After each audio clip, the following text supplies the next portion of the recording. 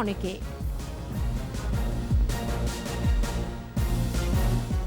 নিষেধাজ্ঞার তোয়াক্কা না করে কারিগরি ও মাদ্রাসা শিক্ষকদের প্রশিক্ষণ, কর্তৃপক্ষের নির্দেশ বলে দায় সারছেন সবাই।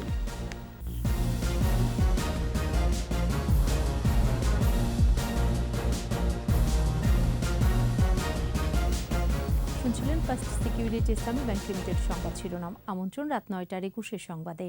সাথে আছি আমি সোনিয়া স্নিগ্ধা। দর্শক, 21 টেলিভিশনের সংবাদ একই সাথে সরাসরি দেখতে পাবেন আমাদের ফেসবুক পেজ www.facebook.com/2124 অনলাইনে।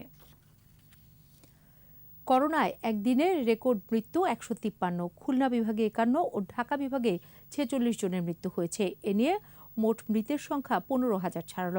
একদিনে শনাক্ত 8,661, যা এ পর্যন্ত দ্বিতীয় সর্বোচ্চ।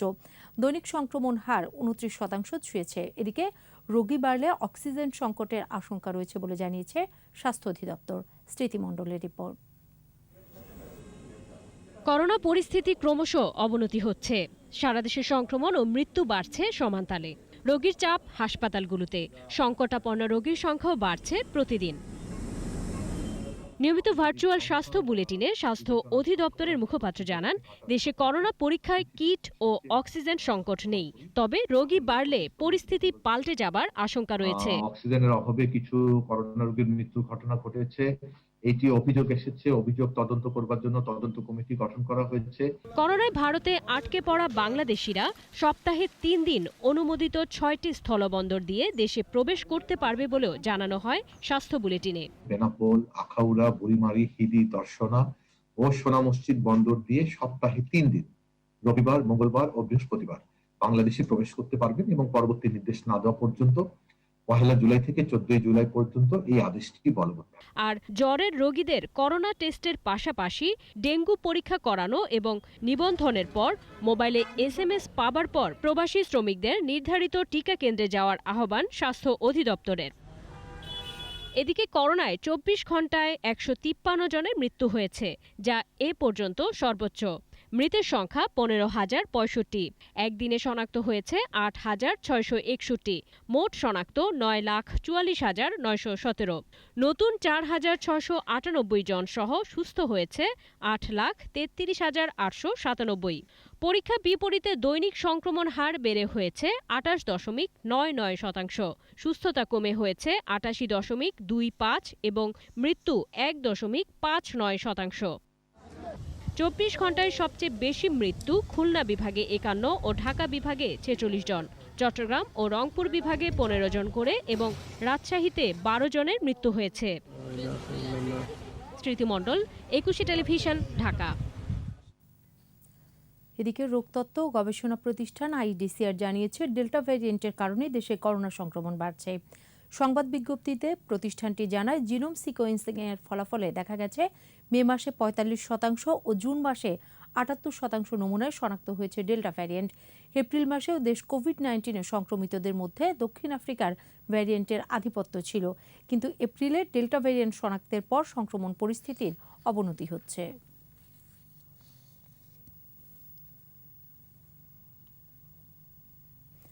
চলমান 1 সপ্তাহের লকডাউনের 4র্থ দিনে রাস্তায় বেড়েছে যানবাহন। তবে রাস্তায় বের হলে বিভিন্ন চেকপোস্টে পড়তে হচ্ছে জেরার মুখে। তৎপর আছে সেনাবাহিনী সহ আইনশৃঙ্খলা বাহিনী। অকারণে বের হওয়া ব্যক্তি আর যানবাহনের বিরুদ্ধে নেওয়া হচ্ছে ব্যবস্থা। দীপু শিকদারের রিপোর্ট। সকাল থেকে রাজধানীতে বেড়েছে মানুষের চলাচল। প্রাইভেট কার, পিকআপ, রিকশা সহ বিভিন্ন ধরনের যানবাহন গত কয়েকদিনের তুলনায় বেশি। মোড়ে মোড়ে চেকপোস্ট আর সেনাবাহিনীর টহল, সবখানেই জেরার মুখে পড়তে হচ্ছে বাইরে বের হওয়া ব্যক্তি আর যানবাহনকে। আজিমপুর এলাকায় দেখা গেছে এমনই চিত্র। যারা জনপ্রতিনিধি আছে তাদেরকে আমরা আহ্বান জানাচ্ছি, কোঅর্ডিনেশন মিটিংও হয়েছে আমাদের, সেখানে আমরা তাদেরকে বলেছি যে তারা একটু দায়িত্ব নিতে, আর সবচেয়ে বড় কথা কি ব্যক্তি সচেতনতা বৃদ্ধি করতে পারে। সশস্ত্র বাহিনীর পক্ষ থেকেও মনিটরিং করা হচ্ছে। জনগণের মাঝে এই আইনের প্রতি একটা শ্রদ্ধা আছে, কিছু কিছু অশ্রদ্ধা থাকবে, যেটা সময় লাগবে। যাদের মধ্যে অশ্রদ্ধাটা ছিল তাদেরকে আমরা কার্যকর করার জন্য যেই ব্যবস্থা নেওয়ার দরকার, জায়গা ভেদে ফাইন, জায়গা ভেদে গ্রেফতার, জায়গা ভেদে সতর্ক, সব ধরনের কার্যক্রম করেছি। বাড্ডা ইউলুপ এলাকার চিত্র। ওই এলাকায় ছিল যানবাহনের চাপ। চেকপোস্টে জেরার সম্মুখীন লোকজন বেশিরভাগই জরুরি পরিষেবায় কর্মরত। ঢাকা থেকে ভুলতা যাচ্ছি মিলে। পুলিশ বলছে বের হওয়া বেশিরভাগ যানবাহন আর মানুষ লকডাউনের আওতামুক্ত। তবে বিনা কারণে যারা বের হবেন তাদের বিরুদ্ধে নেওয়া হচ্ছে আইনগত ব্যবস্থা। সবসময় মহাসড়ক বা বড় যে রাস্তাগুলো সেগুলোতে আমাদের কার্যক্রম বেশি থাকে, কিন্তু এবার আমরা মনে করছি যে ফিডার রোডে যারা চা খাওয়ার জন্য বা আড্ডা দেওয়ার জন্য, খোশ গল্প করার জন্য যারা ঘুরে বেড়ান, যাদের কোনো আসলে বাইরে আসার কোনো যৌক্তিক কারণ নেই, তাদের বিরুদ্ধে আমরা ব্যবস্থা নিচ্ছি। এদিকে উত্তরা সহ বিভিন্ন এলাকায় লকডাউনের নির্দেশ অমান্যকারীদের জরিমানা করেছে র্যাবের ভ্রাম্যমাণ আদালত। যারা বিধিনিষেধ অমান্য করেছে এরকম প্রায় 7 শতাধিক লোককে আমরা আইনের আওতায় এনেছি এবং প্রায় 6 লক্ষাধিক টাকা আমরা জরিমানা করেছি। নগরীর বিভিন্ন জায়গায় নির্দেশ অমান্যকারীদের জেল জরিমানা দেওয়া হচ্ছে বলে জানিয়েছে আইন শৃঙ্খলা রক্ষাকারী বাহিনী। দীপু শিকদার, 21 টেলিভিশন, ঢাকা। করোনা মহামারীতে সরকারি নির্দেশনাকে তোয়াক্কা না করেই চলছে কারিগরি ও মাদ্রাসা শিক্ষকদের প্রশিক্ষণ। সব ধরনের প্রশিক্ষণ বন্ধের নির্দেশ থাকার পরও 250 জন শিক্ষকের প্রশিক্ষণ অব্যাহত রেখেছে Dhaka polytechnical, technical teachers training ও মহিলা পলিটেকনিক্যাল ইনস্টিটিউট। প্রশিক্ষণার্থীদের মধ্যে অন্তত 12 জন শিক্ষক করোনায় আক্রান্ত হয়, আতঙ্কিত অন্যরা। বিস্তারিত সাইদুল ইসলামের রিপোর্টে। শিক্ষকদের মান উন্নয়নে গেল 1 জুলাই থেকে কারিগরি ও মাদ্রাসা শিক্ষা বোর্ডের 250 জন শিক্ষক নিয়ে শুরু হয় প্রশিক্ষণ। এরপর করোনা সংক্রমণ বেড়ে যাওয়ায় 27 জুন সব ধরনের প্রশিক্ষণ স্থগিত করে প্রজ্ঞাপন জারি করে জনপ্রশাসন মন্ত্রণালয়। কিন্তু সরকারের নির্দেশ অমান্য করে প্রশিক্ষণ কার্যক্রম চালিয়ে যাচ্ছে Dhaka polytechnic institute, teachers training college ও মহিলা পলিটেকনিক ইনস্টিটিউট। ট্রেনিং ক্লাসে গিয়ে দেখা যায় কোনো ধরনের স্বাস্থ্যবিধির তোয়াক্কা নেই। বিশেষ করে টিচার্স ট্রেনিং কলেজে ক্লাসরুমে গাদাগাদি করেই ক্লাস করছেন তারা। এর আগে আরেক ট্রেনিংয়ে আমি এসে করোনায় আক্রান্ত হয়ে গেছিলাম। করোনা আক্রান্ত হওয়ার পরে যখন আমি বাড়ি ফিরি তো আমার পরিবারের আরও 2 সদস্য করোনায় আক্রান্ত হয়। যে লোকজন আছে তারা প্রতিদিন টেস্ট করতেছে এবং 1-2 করে পজিটিভ আসতেছে। সরকারি প্রজ্ঞাপন থাকার পরও কেন প্রশিক্ষণ তার সদুত্তর দিতে পারেনি কেউ। আমাদের ঊর্ধ্বতন কর্তৃপক্ষের সবসময় আমরা বাধ্য। আমাদের যেহেতু প্রশিক্ষণটা শুরু হয়েছে ঊর্ধ্বতন কর্তৃপক্ষের নির্দেশে এবং আমি যেটা শেষ, তো তাদের নির্দেশ তারা শেষ করার সুযোগও নাই। পাশেই ঢাকা পলিটেকনিক, সেখানেও চলছে ক্লাস। তবে 21-এর ক্যামেরা দেখেই ক্লাস বন্ধ। এখানকার শিক্ষার্থীরাও আতঙ্কিত। সিভিল গ্রুপ থেকে 8 জন আক্রান্ত হয়েছে, মেকানিক্যাল থেকে 1 জন, আমাদের পাওয়ার গ্রুপ থেকে 1 জন। এ নিয়ে মুখ খুলতে রাজি নন কলেজ অধ্যক্ষ। আমি আমার ঊর্ধ্বতন কর্তৃপক্ষের সাথে কথা বলি, তারপরে ওটা আমি নির্দেশিত হয়ে কাজ করছি। আগারগা মহিলা পলিটেকনিকেও ক্লাস করছেন শতাধিক শিক্ষিকা। তবে দীর্ঘ সময় অপেক্ষা করার পরও গেট খোলা হয়নি। এ বিষয়ে কথা বলতে কারিগরি ও মাদ্রাসা বিভাগের দায়িত্বপ্রাপ্ত সচিব আমিনুল ইসলাম খানকে মুঠোফোনে চেষ্টা করেও পাওয়া যায়নি। করোনা আক্রান্তের সংখ্যা বেড়ে যাওয়ায় এখনই প্রশিক্ষণ বন্ধ করার দাবি প্রশিক্ষণার্থীদের। সাইদুল ইসলাম, 21 টেলিভিশন, ঢাকা। নিচ্ছি সংবাদ বিরতি। যখন ফিরছি তখন অন্যান্য খবরের সঙ্গে আরও থাকবে। বৃষ্টি থাকবে আরও কয়েকদিন, বাড়ছে নদ নদীর পানি, আকস্মিক বন্যার আশঙ্কা।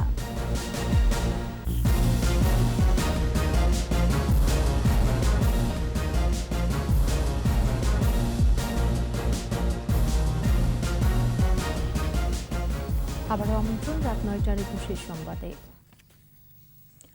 সরকারের সমালোচনাকারী বিএনপি এবং এনজিও ব্যক্তিত্বদের করোনার এই সময় মানুষের পাশে খুঁজে পাওয়া যায় না বলেছেন তথ্য ও সম্প্রচার মন্ত্রী ডক্টর হাসান মাহমুদ। ধানমন্ডিতে আওয়ামী লীগ সভাপতির রাজনৈতিক কার্যালয়ে ত্রাণ ও সমাজ কল্যাণ উপকমিটির পক্ষ থেকে বিভিন্ন হাসপাতালের জন্য হাইফ্লো ক্যানোলা সহ চিকিৎসা সামগ্রী বিতরণ অনুষ্ঠানে তিনি কথা বলেন। বাংলাদেশে অনেকগুলো স্বেচ্ছাসেবী সংগঠন আছে, এনজিও আছে। করোনার আগে এবং করোনাকালীন সময়েও সরকারের সবসময় সমালোচনায় ব্যস্ত থাকে এবং তাদের কেউ কেউ বিশেষজ্ঞ বলে দাবি করে, তাদের কাউকে কিন্তু এখন আর করোনার সময় খুঁজে পাওয়া যাচ্ছে না। বিএনপি সহ তার মিত্ররা প্রথম দফা ঢেউয়ের সময় তাদেরকে কিছু ফটো সেশন করতে দেখা গেছে। এখন ফটো সেশনও তাদেরকে খুঁজে পাওয়া যাচ্ছে না। সারা দেশে দূরবীন দিয়েও বিএনপিকে খুঁজে পাওয়া যাচ্ছে না। আষাঢ়ের শেষ দিকে বৃষ্টি হচ্ছে সারা দেশে। আবহাওয়া অধিদপ্তর বলছে আগামী কয়েকদিন এই বৃষ্টি অব্যাহত থাকবে। আকস্মিক বন্যা হতে পারে রংপুর, লালমনিরহাট সহ বিভিন্ন জায়গায়। আগামী 5 দিনের মধ্যে যমুনার পানি বিপদসীমার উপর দিয়ে প্রবাহিত হওয়ার আশঙ্কার কথা জানিয়েছেন দুর্যোগ ও ত্রাণ মন্ত্রী এনামুর রহমান। সহকর্মীদের সহায়তায় প্রণব চক্রবর্তীর রিপোর্ট। পুরো আকাশ ছেয়ে আছে কালো মেঘে, দেখা নেই সূর্যের। আকাশ ভেঙে সকালবেলাতেই নামে মুষল বৃষ্টি, কোথাও কোথাও দেখা দেয় জলাবদ্ধতা। রোববার দুপুর 12টা পর্যন্ত রাজধানীতে 41 মিলিমিটার বৃষ্টিপাত রেকর্ড করা হয়েছে। আবহাওয়া অধিদপ্তর বলছে, মৌসুমী বায়ুর প্রভাবে আগামী কয়েকদিন বৃষ্টি থাকবে। ভারী বর্ষণে আগামী দুদিনের মধ্যে উত্তরাঞ্চলের লালমনিরহাট, নীলফামারী ও রংপুরে আকস্মিক বন্যা হতে পারে। এই বৃষ্টিটা আগামী দিনও থাকবে, থেমে থেমে বৃষ্টিটা হবে ভারতের আসাম এবং উত্তর পশ্চিম দিকে বেশি বৃষ্টিপাতের সম্ভাবনা। অলরেডি বৃষ্টি হচ্ছে এবং আরো বৃষ্টি হওয়ার সম্ভাবনা রয়েছে। কিন্তু যেহেতু বাংলাদেশ একটা নিচু সমতল জায়গা, এই পানি যাওয়ার অন্যদিকে পথ নেই। এই পানিটা বে অফ বেঙ্গলে আমাদের বাংলাদেশের উপর থেকে চলে যায়। নদ নদীর পানি বাড়তে পারে বলে আশঙ্কার কথা জানিয়ে দুর্যোগ ব্যবস্থাপনা ও ত্রাণ প্রতিমন্ত্রী বলেছেন, সব রকম প্রস্তুতি আছে মোকাবেলার। তিস্তা সহ ওইদিকে 10টি নদীর পানি বাড়ছে এবং ব্রহ্মপুত্রের উজানে প্রচুর বৃষ্টিপাত হচ্ছে। এগুলো ইতিমধ্যে নদীর পানি বাড়া শুরু করেছে এবং আগামী 5 দিনের মধ্যে যমুনার পানি বিপদসীমার উপর দিয়ে প্রবাহিত হওয়ার পূর্বাভাস তিনি দিয়েছেন, অর্থাৎ বন্যার সৃষ্টি হবে। এদিকে রংপুর, রাজশাহী, ফরিদপুর, যশোর, খুলনা, বরিশাল, চট্টগ্রাম, কক্সবাজার সহ বিভিন্ন জেলার উপর দিয়ে ঝোড়ো হাওয়া বয়ে যাওয়ার পূর্বাভাস রয়েছে আবহাওয়া অধিদপ্তরের। প্রণব চক্রবর্তী, 21 টেলিভিশন, ঢাকা। শেরপুরে টানা বর্ষণ ও পাহাড়ি ঢলে সৃষ্ট বন্যা পরিস্থিতির আরও অবনতি হয়েছে। এছাড়া গাইবান্ধার 3টি নদের পানি বেড়ে চরাঞ্চলের নিম্নাঞ্চল প্লাবিত হয়েছে। শেরপুর জেলার নকলা উপজেলার 3টি ইউনিয়নে আরও অন্তত 20টি গ্রাম নতুন করে বন্যায় প্লাবিত হয়েছে। পানিবন্দী হয়ে পড়েছে শত শত পরিবার। নকলায় ভুগাই নদীর তীরে দেখা দিয়েছে ভাঙন, তবে ঝিনাইগাতি ও নালিতাবাড়ির উজানে পানি কমেছে। এদিকে গাইবান্ধার 4 উপজেলার উপর দিয়ে বয়ে যাওয়া 3টি নদের পানি বেড়েই চলেছে। 165টি চরের নিম্ন এলাকায় জলমগ্ন হয়ে পড়েছে। দুর্গতদের মধ্যে ত্রাণ বিতরণ করছে জেলা প্রশাসন।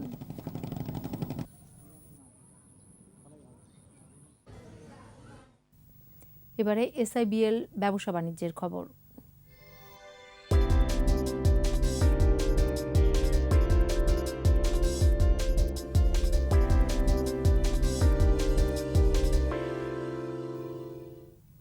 করোনা পরিস্থিতিতেও লক্ষ্যমাত্রা ছাড়িয়ে রেকর্ড রাজস্ব আদায় করেছে মোংলা সমুদ্র বন্দর। গত অর্থ বছরে 970টি জাহাজ আসায় এই রেকর্ড করে বন্দরটি। মোংলা বন্দর কর্তৃপক্ষের chairman Real admiral Mohammad Musa সংবাদ সম্মেলনে জানান, সদ্য সমাপ্ত অর্থ বছরে বন্দরের রেকর্ড পরিমাণ পণ্য ওঠানামা হয়েছে। 119.45% পণ্য খালাস করেছিল, যা থেকে নিট মুনাফা আয় হয়েছে 130 কোটি টাকা। এটি লক্ষ্যমাত্রার চেয়ে 29 কোটি টাকা বেশি। করোনাকালেও বন্দর উন্নয়নের 9টি মেগা প্রকল্পের কাজ চলমান আছে বলে সংবাদ সম্মেলনে জানানো হয়।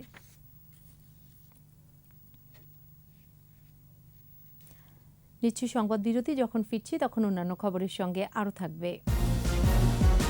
সেরাটা দিতে পারলে জিম্বাবুয়ের বিপক্ষে টেস্ট জয় সম্ভব বললেন অধিনায়ক মমিনুল হক।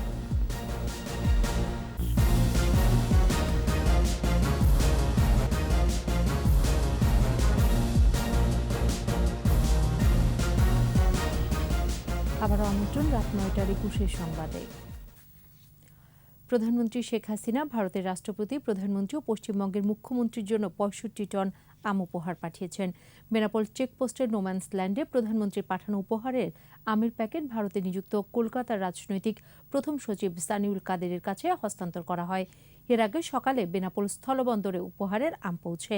আম হস্তান্তরের সময় শাসা উপজেলার নির্বাহী কর্মকর্তা মীর আলিফ রেজা, বেনাপোল পৌর মেয়র আশরাফুল আলম লিটন সহ ঊর্ধ্বতন কর্মকর্তারা উপস্থিত ছিলেন।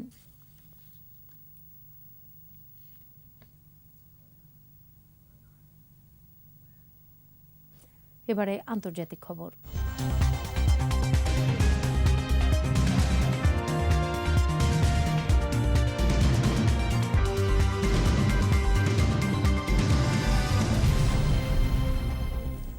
অধিকৃত পশ্চিম তীরে ইসরায়েলি বাহিনীর গুলিতে বেশ কয়েকজন ফিলিস্তিনি নিহত হয়েছেন। আল জাজিরা জানায় নাবলাস শহরের দক্ষিণাঞ্চলীয় একটি গ্রামে এলোপাথারি গুলি চালায় ইসরায়েলি বাহিনী। তবে ইসরায়েলি সেনাবাহিনীর দাবি, পশ্চিম তীরে ইসরায়েলি বসতি স্থাপনকারী ও ফিলিস্তিনিদের মধ্যে দ্বন্দ্ব নিরসনের সময় একটি বাড়ির ছাদ থেকে বিস্ফোরক ডিভাইস ছুড়ে মারা হয়। তখন পাল্টা গুলি ছুড়তে বাধ্য হয় তারা। আগের দিন গাজা উপত্যকায় হামাসের একটি রকেট লঞ্চার এবং অস্ত্র কারখানায় বিমান হামলা চালায় ইসরায়েলি বাহিনী।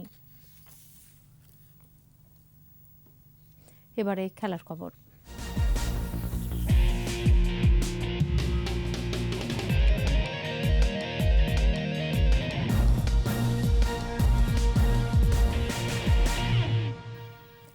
জিম্বাবুয়ের বিপক্ষে নিজেদের সেরাটা দিতে পারলে জয় পাওয়া সম্ভব বলে মনে করেন বাংলাদেশ টেস্ট অধিনায়ক মুমিনুল হক।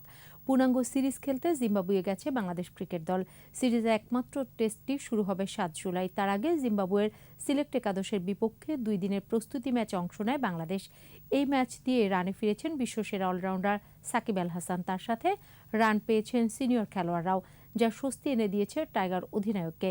সাকিব 74 ও শান্ত 52 করে আউট হন, আর সাইফ 65 ও মাহমুদুল্লাহ 40 রানে অপরাজিত থাকেন। আর এরই সাথে শেষ করছি রাত 9টার 21 সংবাদ। যাবার আগে ফার্স্ট সিকিউরিটি ইসলামী ব্যাংক লিমিটেড সংবাদ শিরোনামগুলো আরও একবার। ভয়াবহ হচ্ছে করোনা পরিস্থিতি। একদিনের রেকর্ড মৃত্যু 153, শনাক্ত 8,500 ছাড়িয়েছে। অক্সিজেন সংকটের আশঙ্কা। লকডাউনেও সড়কে যানবাহনের চাপ, অকারণে বের হচ্ছে অনেকেই। নিষেধাজ্ঞার তোয়াক্কা না করে কারিগরি ও মাদ্রাসার শিক্ষকদের প্রশিক্ষণ, কর্তৃপক্ষের নির্দেশ বলে দায় সারছেন সবাই।